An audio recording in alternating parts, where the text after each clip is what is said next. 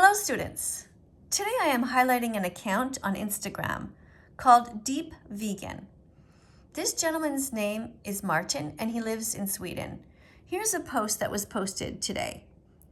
Wild animal suffering is bad and should be prevented by humans if possible, as long as it doesn't require exploiting or harming animals, even if the suffering isn't caused by humans, and even if that means that we have to interfere with nature. It goes on. I'll never understand why anyone would want animals to suffer if that suffering can be prevented. What would you answer? Let's listen to Martin. Bear in mind, though, that almost all of the people who answered no are sadistic, non-vegan trolls. And they will answer in favor of animal suffering, no matter which question I ask. I can ask anything, no matter how extreme, and they will always be in favor of causing unnecessary suffering or not preventing unnecessary suffering, because they're sadistic trolls and they just want everyone to suffer because they enjoy that for some reason. But there were a few vegans who answered no too, and I know more people, like the person who sent me voice messages, who would answer no, and like I don't understand why. Humans romanticize nature too much, and to say that we shouldn't prevent suffering if that suffering is natural, that is just an appeal to nature, because then you're saying, oh, if the suffering is natural, then it's good. Like, suffering is always bad. It doesn't matter what the cause of the suffering is. Like, let's say a slaughterhouse just grew naturally in the forest. Like, humans did nothing. It just naturally grew in the forest, a slaughterhouse, where animals were tortured and mass murdered on a daily basis. Were tortured and slaughtered by this natural slaughterhouse, which had nothing to do with humans. Would you want to take down that slaughterhouse? Or would you want to leave it just because it's natural, just because, like, you romanticize nature? They're like, oh, it's nature, it's beautiful. Like, what's beautiful about it? They're suffering, they're dying. There's nothing beautiful about that. They don't care if the cause of that suffering is humans or not. All they care about is that they don't want to suffer. They don't want to die. Like, an animal wouldn't... It would make no difference to an animal if they were being tortured and killed in a natural slaughterhouse as opposed to a man-made slaughterhouse. Like, it makes no difference. They're suffering. They're scared. They do not want to die. That's all that matters.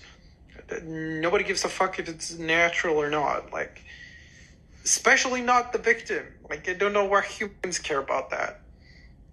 Same with, like, a wild animal being hunted and eaten alive by a wild predator. Like, they're scared and terrified, and they want to live in exactly the same way as they are when they're being hunted by a human. It's like... There's nothing beautiful. Like, I don't understand how people can look at wild animals hunting and eating each other alive and be like, oh, it's so beautiful. Like, you so often see pictures on Instagram and whatnot of animals ripping each other apart and eating each other alive. And there's even, like, I've even seen, like, tourists going on trips, just going by, like, this river, just to watch, like, buffaloes or something crossing a river, just to watch them get eaten alive by a crocodile. Like, what fucking sadistic shit is that? How is that beautiful? Why do we romanticize nature to the point where, like, any suffering and harm caused to animals, as long as it's natural, is beautiful? That is insane to me. There's nothing beautiful about it. Like, imagine if you were that wild animal. Imagine if you were the one trying to cross a river and you were about to get eaten alive by a crocodile. Would you care if that was a crocodile or if it was a human? No, you would not. You would be terrified just as much if you knew someone was about to kill you. Like, it would not matter to you if that was a human or if it was a crocodile. Like, suffering doesn't care about the cause of suffering.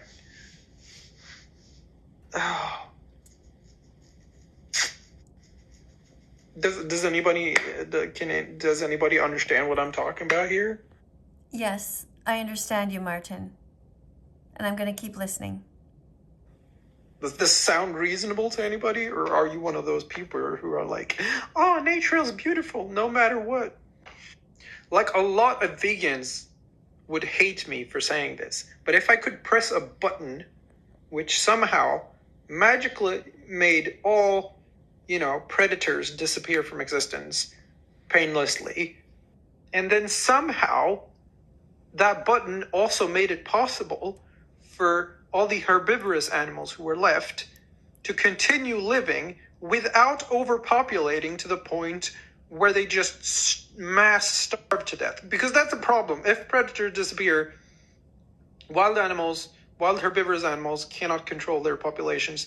They will just breed and breed and breed until they reach numbers great enough that the resources where they live can't sustain them anymore. So then it's just mass starvation, and it's like, and then it continues like that. So obviously, if they're not being eaten alive by a predator, they're gonna starve to death. I mean, which is better? I can't tell. Both are fucking horrible. I agree. But just because, just because they would eventually starve to death if there were no predators, if no one was hunting them to death, that doesn't mean they deserve to be hunted to death. That doesn't mean they deserve to be eaten alive. I agree. We need a vegan world. People need to strive to be as vegan as possible, and we need to think about these kinds of things. We need to discuss these issues, and I thank you for bringing them up. They don't deserve to suffer. It's just that right now in nature, suffering is kind of inevitable. I mean, it's totally inevitable.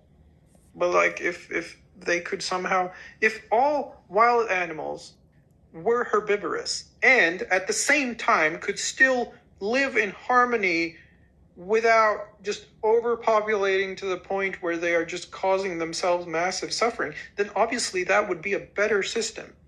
I agree. God fucked up. The planet is flawed. And no, that does not mean I support hunting. I absolutely do not. Because that doesn't solve anything. You're right. All hunters do is they hunt the predators and they hunt the prey. So they kill both of them. Like, they're not making any less animals die or anything. They're just making sure that some of those animals can't kill each other, but they're both killed by humans instead. It's like, how is that better? Oh, and it just perpetuates this idea that they're inferior and that we can do whatever we want to them. I mean, we wouldn't go around hunting humans, would we? So why the fuck should we go around hunting other animals?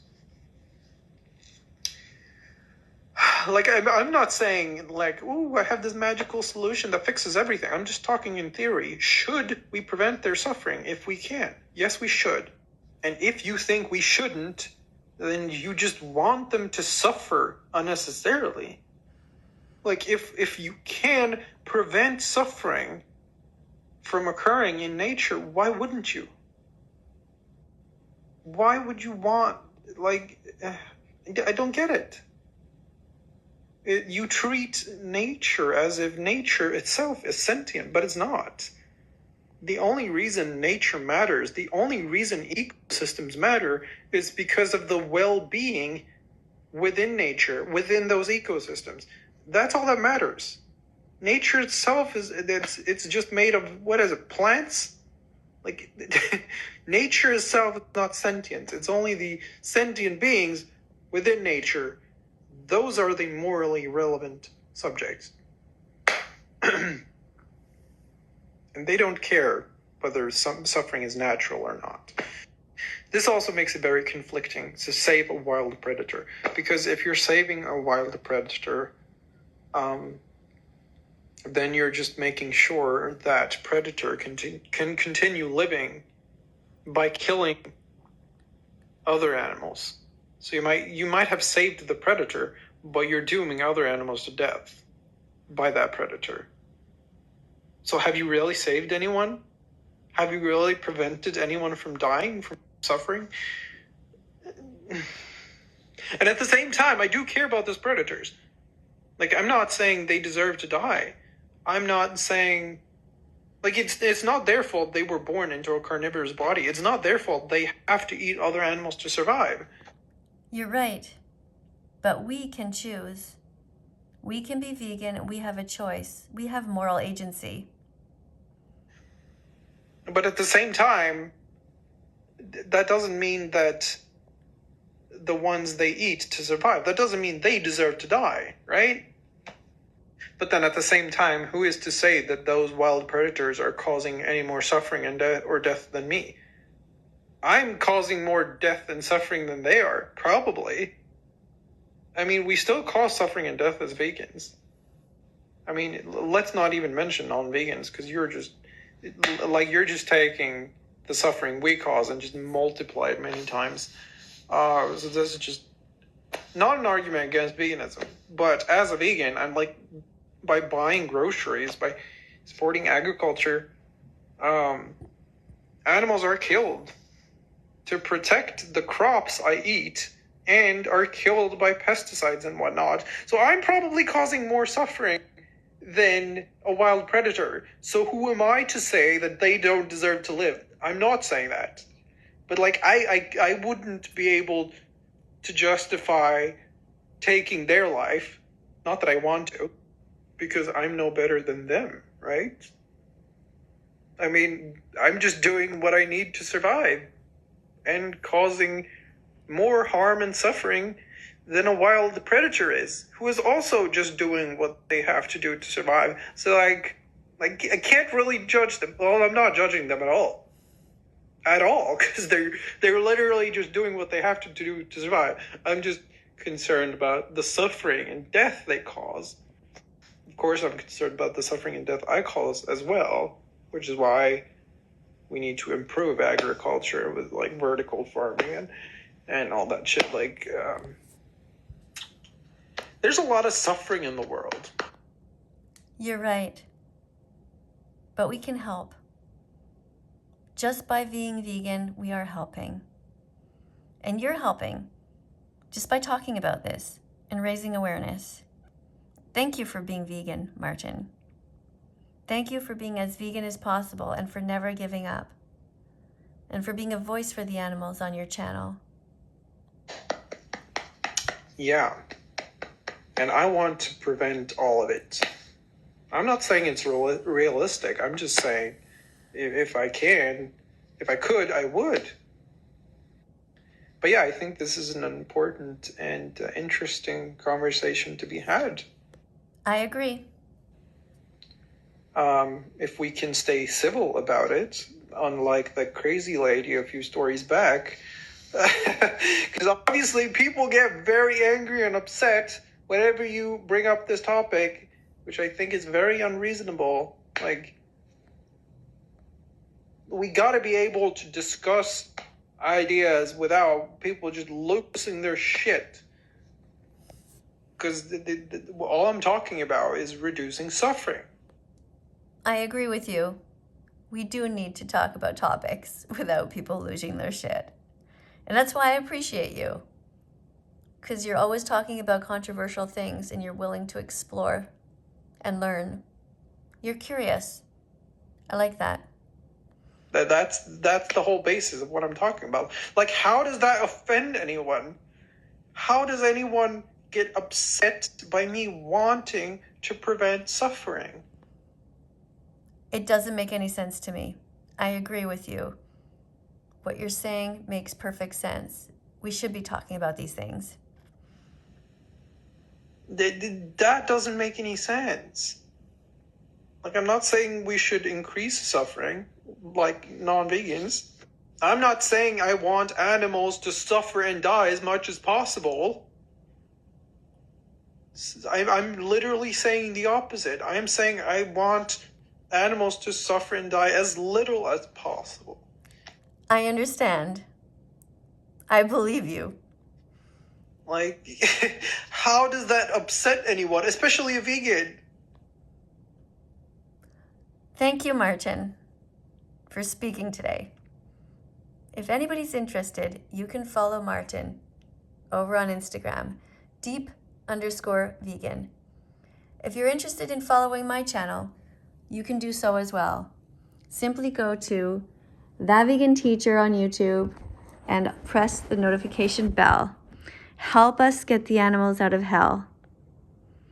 Coming up on screen are going to be a bunch of other videos. Be curious, look around, and if there's anybody that you think I should be highlighting on my channel to help raise awareness, to talk about interesting ideas, let me know in the comments below. Thanks for being here. See you all in the next video.